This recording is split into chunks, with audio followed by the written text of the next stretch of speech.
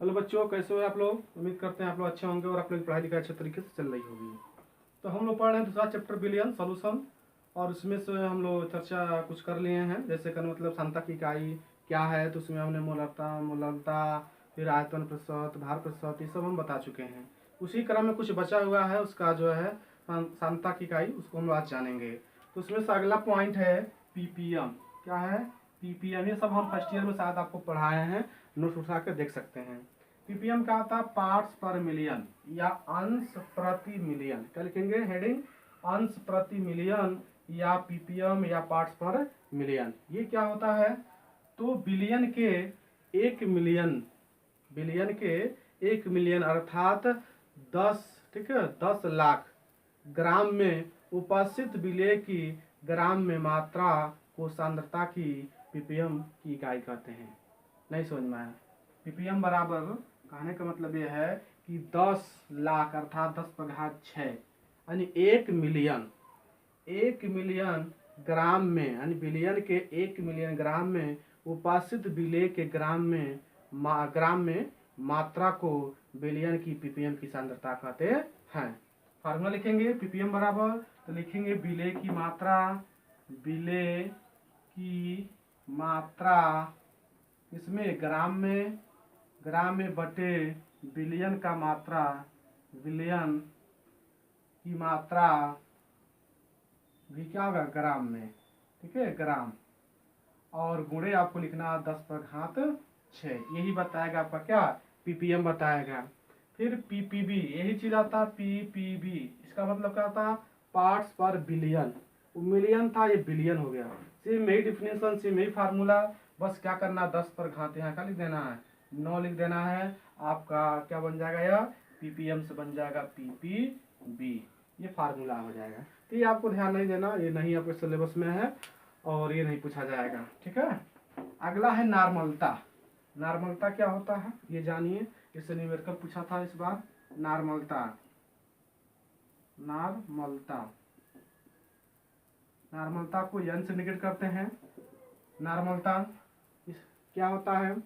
तो किसी विलियन में, यानी कोई विलियन है, उसके 1 लीटर विलियन में, ठीक है, किसी विलियन के 1 लीटर में उपस्थित तुल्यांक भारों की संख्या को हम नॉर्मलता कहते हैं।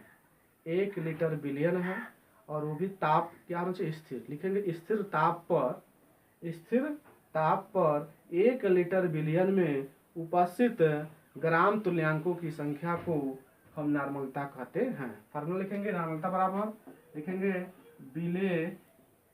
विलेय की ग्राम तुल्यांकी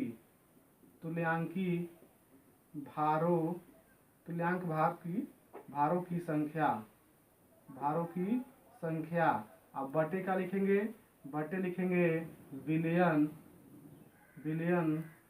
की मात्रा लीटर में, या विलियन का आयतन लीटर, विलियन की मात्रा लीटर में। ये आपको ध्यान देना है फार्मूला नॉर्मलता का। विलेय की ग्राम तुल्यांकों की संख्या, ग्राम तुल्यांकों की, भारों को नहीं, ग्राम तुल्यांक लिख सकते हैं, भार भी होता है, कई नाम होता है इसका, ठीक है। विलेय के ग्राम तुल्यांक भार की संख्या बटे बिलियन की मात्रा लीटर में। अब ग्राम तुल्यांक क्या आता है? तुल्यांकी भार क्या आता है? तुल्यांकी भार कैसे निकालते हैं? तो किसी भी अगर तत्व का निकाले, किसी यौगिक का निकाले, तो फार्मूला क्या होता है? तो उसका परमाणु भार क्या आता है? परमाणु भार या द्रव्यमान संख्या, और बट्टे होता संयोजकता। अगर आपका ऑक्सीजन का निकालना हो तुल्यांकी भार, तो ऑक्सीजन परमाणु भार 16 और संयोजकता कितनी होती है? 2। इस पर कितने चार्ज होते हैं? 2 होते हैं। 2 से भाग कर दें कितना जगह? 8। यानी इसका जो संख्या, इसका मात्रक नहीं होता, संख्या है, तुल्यांकी भार का मात्रक नहीं होता। जब तुल्यांकी यानी ग्राम तुल्यांक का लिखेंगे, ग्राम तुल्यांक लिखेंगे, तो फिर आपको क्या हो जाएगा? यही चीज किसमें हो जाएगा? ग्राम में। किसकी मात्रक क्या होता है? ग्राम में। ये ध्यान है। अगर खाली कह दे आपका तुल्यांकी भार तो संख्या है, और जब ग्राम तुल्यांक भार कह देता है तो फिर वही चीज होता है, बस उसमें मात्रक जुड़ी होता है, क्या? ग्राम। तो यहाँ पर विलेय की मात्रा जो है, विलेय की ग्राम तुल्यांक भार क्या है? ग्राम तुल्यांक भार की संख्या यानी ग्राम में, और बिलियन का जो मात्रा वो भी लीटर में। अगर मिलीलीटर में दिया है तो गुणे क्या लिख देना है आपको, 1000 लिख देना है, आपको ध्यान देना है। अगर नहीं दिया तो कोई बात ही नहीं है। तो नॉर्मलता उम्मीद करते हैं आपको समझ में आ गया होगा। उसके बाद जो है अगला टॉपिक नॉर्मलता और मोलरता में संबंध। नॉर्मलता और मोलरता में संबंध, इनके बीच में कौन सा रिलेशन है उसको हम लोग जानेंगे। तो लिखेंगे मोलरता गुणे अणुभार बराबर नॉर्मलता गुणे तुल्यांकी भार। ये आपका फार्मूला है, ये फार्मूला आपको याद होना चाहिए। तो ऐसा करते हैं समझ में आ गया होगा, ये आपको फार्मूला तैयार करना है। उसके बाद जो है अगला टॉपिक आता है आपका इम्पॉर्टेंट है, जिसका नाम है मोल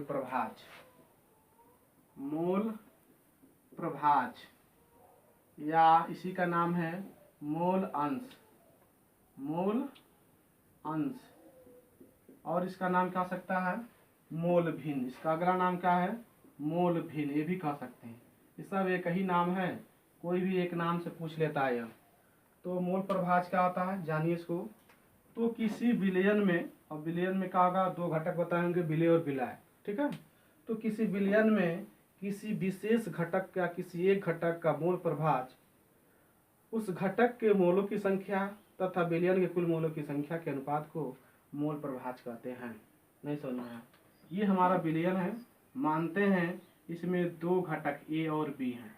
इसमें कितने घटक हैं, ए और बी हैं। अब एक घटक का मोल प्रभाज करना है, एक घटक का। तो इसे x से किससे प्रश्न करते हैं, x से। तो x ए, इसका मतलब आ गया ए का मोल अंश या मोल प्रभाज बराबर ए के मोलों की संख्या, यानी जिसका निकाल रहे तो मोलों की संख्या किससे लिखते हैं, यन से। तो यहाँ लिख सकते हैं यन, यानी ए के मोलों की संख्या बटे बिलियन के कुल मोलों की संख्या। तो बिलियन में कौन कौन है, एन है और प्लस का हो जाएगा एन बी हो जाएगा। ये आपका क्या हो जाएगा, ए, यानी एक घटक के मोलों की संख्या। उसी प्रकार अगर दूसरा घटक का मोलों की संख्या निकालें तो एक्स बी लिख देंगे बराबर हो जाएगा एन बी और बटे क्या हो जाएगा, ये कहा गया घटक का मोलों की संख्या और बटे बिलियन का। तो बिलियन में कहा जाएगा N A plus N B. इसको समीकरण नंबर 1, इसको समीकरण नंबर 2 मान लीजिए। 1 और 2 को जोड़ने पर तो इसको जोड़ेंगे तो X A plus X B बराबर हो जाएगा एन ए बटे N A plus N B plus ये हो जाएगा एन बी बटे N A plus N B. दोनों का हर देख रहे हैं बराबर तो ऊपर जुड़ जाएगा। तो लिखेंगे एन ए प्लस क्या हो जाएगा एन बी और बटे हो जाएगा N A plus N B. अब सेम हो गया, कट जाएगा बराबर कितना का 1, यानी दोनों घटकों के मोलों की जो संख्या अधिकतम हो सकती है वो कितना हो सकता है, 1। आपको याद रखना है 1।